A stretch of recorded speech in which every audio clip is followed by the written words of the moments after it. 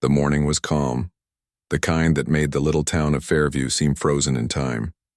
The sun had just started to rise over the old brick buildings, painting everything in soft gold. On the corner of Maple Street stood a small cafe named Annie's Place, a spot everyone in town knew. That was where Walter Briggs parked his dusty old pickup truck, the same one he had driven for over 30 years.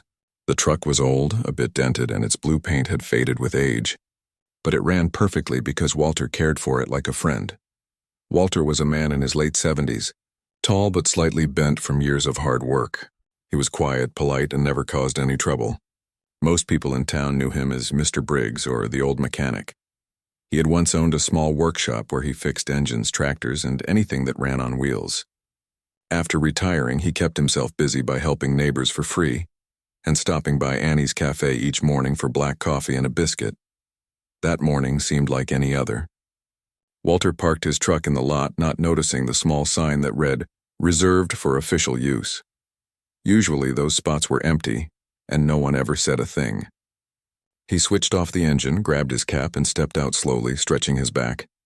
As he made his way toward the cafe door, a sharp voice called from behind, "Sir, you can't park there." Walter turned and saw a young parking officer walking briskly toward him. The officer was in his early 20s, neatly dressed in uniform, and clearly proud of his job. His badge caught the sunlight as he approached with a clipboard in hand. Walter adjusted his cap and replied kindly, "Morning, son. I'll only be a few minutes. Just grabbing a cup of coffee." But the officer didn't seem pleased. He frowned and pointed at the sign. "This area is reserved for official vehicles only. You need to move your truck right now or I'll have to issue a ticket." The tone was firm, maybe even a bit harsh. Walter blinked in surprise. He wasn't trying to break any rule, and he certainly didn't want trouble. He nodded slowly. "All right, give me a second," he said, and started walking back toward his truck. The officer followed, his voice still tense. "You can't just park wherever you want, sir. Rules are rules. People like you make it hard for us to do our job." That last line made a few heads turn. Several people sitting inside the cafe had noticed the scene through the window. A couple of them recognized Walter and stepped outside to see what was going on. The air grew thick with curiosity. Walter kept calm even though the officer's words stung a bit. He had been taught long ago during his years in service that losing one's temper never solved anything. He simply smiled and said, "No harm done, son. I understand. I'll move it." He climbed into the driver's seat, the engine coughing to life with a familiar growl. Just as he was about to shift into reverse, a black SUV rolled quietly into the parking lot. It looked official, shiny, and clearly out of place among the small-town cars. It stopped right beside Walter's truck. The officer glanced at it, a little confused. The SUV's doors were tinted and the engine was still running. For a moment, everything seemed still. The cafe chatter quieted and even the birds seemed to stop. Then, to everyone's surprise, the passenger door of Walter's old truck opened. The creak of the hinges broke the silence. A polished black boot stepped out, then another. Out came a tall man dressed in a perfectly pressed military uniform, decorated with shining medals and stars that caught the sunlight. The officer froze in place. His expression changed from irritation to complete disbelief. The man standing before him was a 4-star general. His presence alone carried a quiet authority that made everyone stop and watch. The general stood beside Walter's truck, adjusted his hat, and looked around before his eyes fell on the officer. "Is there a problem here, officer?" His voice was calm but carried the kind of power that only years of leadership could give. The young officer stammered, "No, sir. This truck was parked in a restricted space." The general looked at Walter, who was sitting behind the wheel, and smiled faintly. "I asked him to park here," he said firmly. "This man doesn't move for anyone unless he wants to." The officer blinked, confused. You asked him to park here, sir?" The general nodded. "That's correct. This man gave me a ride this morning when my vehicle broke down near the gas station. I insisted on thanking him, but he just laughed it off. You're looking at Sergeant Major Walter Briggs, retired, one of the best men I've ever had the honor to serve with." A quiet murmur rippled through the small crowd. The officer's face turned pale as he realized who he had been speaking to. Walter slowly stepped out of the truck, looking a little embarrassed by all the attention. "Now, General, no need to make a fuss," he said softly, but the general wasn't done. He turned to the officer again. his tone still steady but filled with meaning. You see, son, before you correct someone, make sure you know who you're talking to. Men like him taught people like me what honor means. The young officer nodded quickly, eyes wide. Yes, sir. I understand. The general gave him a small nod of forgiveness and then turned back to Walter. Thank you again for the ride, Sergeant Major. You saved me from being late to a very important meeting. Walter chuckled lightly. Just doing what any man would do, sir. Can't leave someone stranded, even a general. The tension melted from the air. People nearby smiled, some even clapped quietly. The officer stepped aside respectfully, and Walter parked his truck exactly where it was. The general gestured for him to stay put, then walked into the cafe with him side by side, both men laughing like old friends. Inside, the world returned to normal, or maybe not entirely. For those who saw it, that moment stayed in their minds, a simple act of kindness, a misunderstanding turned lesson, and a powerful reminder that respect isn't always worn on a badge or a uniform. Sometimes, it lives quietly in the heart of an old man who once carried the weight of the world on his shoulders. The parking lot was still buzzing with quiet whispers after the surprising moment. People could hardly believe what they had just seen. The old man who came every morning for coffee had just stepped out of his truck beside a 4-star general. Some even took a step closer, pretending to head into the cafe just to listen to what would happen next. Walter Briggs stood quietly, his hands in his pockets, looking a bit uncomfortable with all the attention. He wasn't a man who liked being in the spotlight. The general, on the other hand, stood tall and confident, his uniform spotless, his medals shining in the sunlight. He turned to the young officer who had just spoken harshly to Walter a few moments earlier. "Officer," the general began, his voice steady but serious. "Do you know who you just spoke to?" The officer's mouth opened slightly, but no words came out. He shook his head nervously. The general smiled a little, not in anger, but in memory. "This man," he said, resting a hand on Walter's shoulder, "was the kind of soldier every commander wishes for. I served under him when I was just a second lieutenant. Back then, Sergeant Major Briggs was already a legend among the troops. He was known for his courage, his kindness, and his unbreakable discipline. When the rest of us were afraid, he kept us steady." Walter sighed and shook his head lightly. "Now, General, you're making it sound bigger than it was.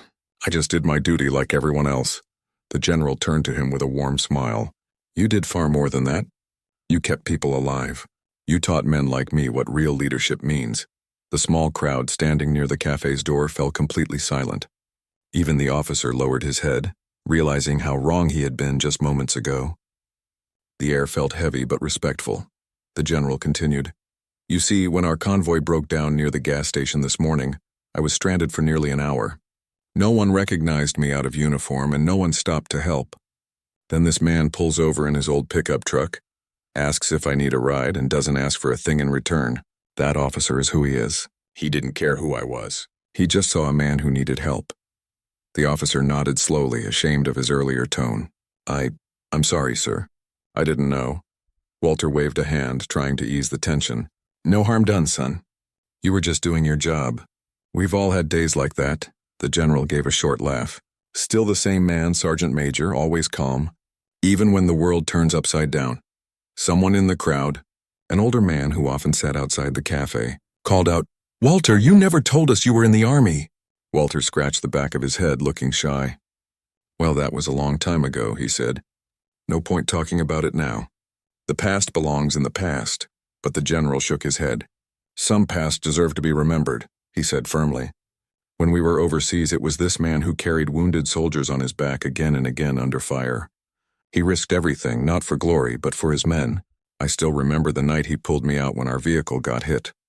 I wouldn't be standing here if it weren't for him." The officer's eyes widened. You saved the general's life?" Walter smiled softly. "I just did what anyone else would have done. We were a team. You don't leave your team behind." The general turned toward the officer again. "That's why before you speak down to someone, remember, you don't always know who they are or what they've done. Respect should never depend on uniforms or titles." The officer nodded quickly, his voice quiet. "Yes, sir. You're right, sir." The general's tone softened. "You remind me of myself at your age. Eager, strict with the rules, thinking they're everything. Rules matter, son, but so does understanding. Sometimes doing what's right means looking beyond what's written." The officer took a step forward. Mr. Briggs, Sergeant Major Briggs, I owe you an apology. I shouldn't have spoken to you that way. Walter looked at him with kind eyes. You already learned from it. That's apology enough. The tension finally began to fade. The general clapped the officer lightly on the shoulder and said, You'll do fine, officer. Just remember this moment. Inside the cafe, Annie, the owner, came to the door, wiping her hands on her apron. Walter, is everything all right? You've got half the town out here, she said with a smile. Walter chuckled. Guess I caused a bit of a scene today. The general replied, He didn't cause it. He earned it. Then he looked toward Annie. Ma'am, could I trouble you for 2 coffees? I'd like to sit and talk with my old sergeant major here. Annie nodded quickly. Coming right up, General. As they went inside, the crowd slowly drifted back to their seats and conversations. Some whispered to each other, some smiled proudly. A few younger men who hadn't known much about Walter before now looked at him with a new kind of respect. Inside, the general and Walter sat at their usual corner table. The smell of fresh coffee filled the air. The general leaned back in his chair and said, You know, Walter, the Army has a reunion coming up next month. You should come. A lot of the old crew would be thrilled to see you again. Walter shook his head, smiling. Those days are gone, General. I'm happy right here, fixing engines and feeding the birds in my yard. The general looked at him thoughtfully. You've always been a simple man. That's what I admire about you. You never chased medals or power. You just did your job. Walter took a sip of coffee and smiled. I found peace in small things. That's worth more than any medal. For a while, they sat in comfortable silence, 2 men from different generations sharing the same bond of respect. The general then said, You know, I'm glad that officer stopped you today. Walter raised an eyebrow. Oh, really? Didn't seem like much to be glad about. The general chuckled. If he hadn't, I wouldn't have had the chance to remind everyone who you are. And maybe, to remind you too. Walter looked out the window at his old truck, the same one that had carried him through so many roads and memories. A small smile crossed his face. Guess life finds its funny ways to teach us lessons, he said quietly. The general nodded. Yes, it does. And sometimes those lessons help everyone around to see what real honor looks like. As the cafe door opened and the cool morning breeze drifted in, Walter felt grateful, not for the attention, but for the reminder that kindness, humility, and respect still mattered in a world that often forgot them. The general lifted his coffee cup toward him. To good men, old friends, and second chances. Walter raised his cup with a small laugh. And to quiet mornings that turn into stories worth remembering. They both smiled, unaware that outside, a young man had snapped a photo of them through the window, the general in uniform beside an old man in a faded jacket. That image would soon spread through the town and beyond, becoming a symbol of simple dignity and timeless respect. The next morning, Fairview Town was buzzing with quiet excitement. Word had spread like wildfire about what had happened outside Annie's cafe the day before. People who hadn't been there were now hearing the story from those who had watched it unfold. They spoke of the old man, Walter Briggs, who had unknowingly parked in a restricted spot, and the young officer who had scolded him, until a 4-star general stepped out of his truck. Every version of the story ended the same way. The general had defended Walter with pride and respect, calling him a true hero. Inside the cafe, Annie was already busy with customers. Every seat was taken, and the sound of chatter filled the air. Most of the talk, of course, was about Walter. Annie kept shaking her head and smiling. That man has been drinking coffee here for 20 years. And I never once knew he was a war hero, she told anyone who asked. Just as she finished pouring a cup of coffee, the door opened with its familiar bell sound. Everyone turned their heads. There stood Walter Briggs, looking as humble as ever in his worn brown jacket and old cap. For a moment, the cafe went quiet. Then one by one, people began to clap. Walter stopped, surprised, his hand still on the door. Now what's all this for? He asked with a shy smile. Annie laughed and pointed toward his usual table. You're famous, Mr. Briggs. You'd better get used to it. Walter chuckled, shaking his head as he walked in. I didn't do anything special, Annie. I just gave someone a ride. Maybe, she said kindly. But it turns out that someone was a general, and you taught a few people what respect really means.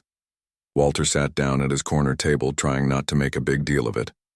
But as he sipped his coffee, He couldn't help but notice people smiling at him, nodding politely. A few even came over to shake his hand. One little boy came up shyly and said, "My dad told me you're a hero." Walter smiled and leaned closer. "Heroes are people who make good choices every day, son. Just remember to be kind and do your best. That's what really matters." The boy nodded proudly and ran back to his parents. Outside, the young parking officer who had spoken harshly to Walter stood nervously by the door. He had taken the lesson from yesterday deeply to heart. Today he wore the same uniform, but there was a new humility in his eyes. He walked up to Walter's table holding a small box. "Mr. Briggs," he said quietly, "I wanted to say thank you again, and sorry. Yesterday I acted without thinking. I should have listened instead of judging." Walter looked up, his face kind as always. "It's all right, son. We all learn by making mistakes. What's important is that you learn something from it." The officer smiled weakly and placed the small box on the table. "The general sent this for you this morning. Said you'd probably try to refuse it if he gave it in person." Walter frowned a little, curious. He opened the box carefully.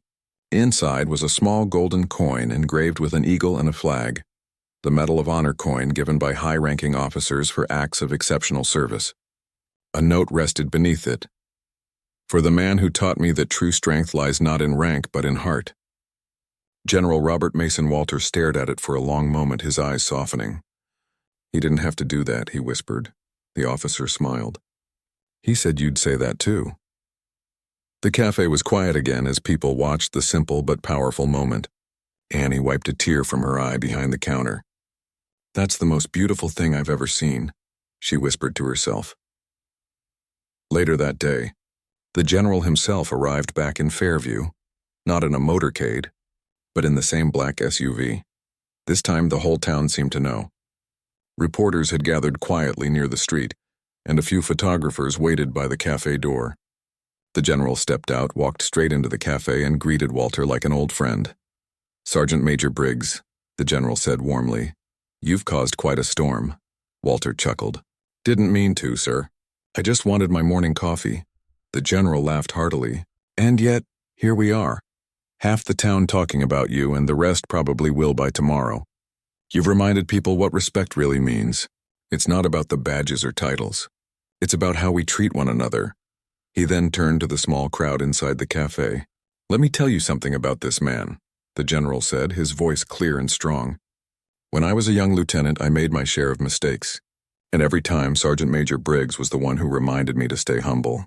He taught me that a leader's first job is to listen, not to command." The room was silent again, everyone listening closely. The general continued, "Yesterday, when he stopped to give me a ride, he didn't know who I was, and I didn't tell him. He treated me with kindness simply because it was the right thing to do. That's the kind of man we should all try to be."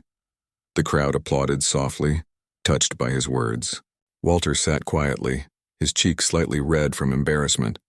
"All right, that's enough of that," he said with a laugh. "If I knew helping someone would turn into a speech, I might have thought twice." Everyone laughed, and the moment felt warm and honest. A local reporter stepped forward and asked if they could take a photo. The general nodded and placed his hand on Walter's shoulder. The flash clicked, capturing a powerful image. A decorated general standing proudly beside a humble old man in a faded jacket. That photo would soon appear in newspapers and online with the headline, "A Lesson in Respect, when a veteran reminded a town what honor means." By evening, Walter's story had reached far beyond Fairview. Messages poured in from people across the country, thanking him for his service and for showing the world that humility still existed. Despite all the attention, Walter's life didn't change much. The next morning, he woke early as usual, fed the birds in his backyard, and drove his old pickup back to Annie's cafe. The same officer greeted him with a smile and helped him park. When Walter stepped inside, Annie grinned and said, "The hero returns." Walter chuckled and replied, "Just a man who likes good coffee." He took his seat by the window, the sunlight falling across his weathered face. He looked out at the world, peaceful and content, grateful for the small joys that still made life worth living. A few minutes later, the general walked in quietly again. No reporters, no cameras, just two old friends sharing a table. He placed a folded newspaper on the table with their picture on the front page. Walter looked at it and smiled. Guess they'll be talking about this for a while. The general nodded. Maybe, but more importantly, they'll remember the message behind it. Walter sipped his coffee and looked thoughtful. That respect should be given, not demanded? The general smiled. Exactly that. The two men sat quietly after that, sharing stories of old times, laughter, and a friendship built on trust. Outside, people passed by, still talking about the story, still smiling at the thought of the humble veteran who had unknowingly taught a whole town what real honor looked like. And as the afternoon sun warmed the quiet street, Walter Briggs looked out the window with a peaceful smile. He didn't need medals, speeches, or headlines. All he needed was the simple joy of knowing he had lived his life with kindness, and that in the end was what truly made a man great.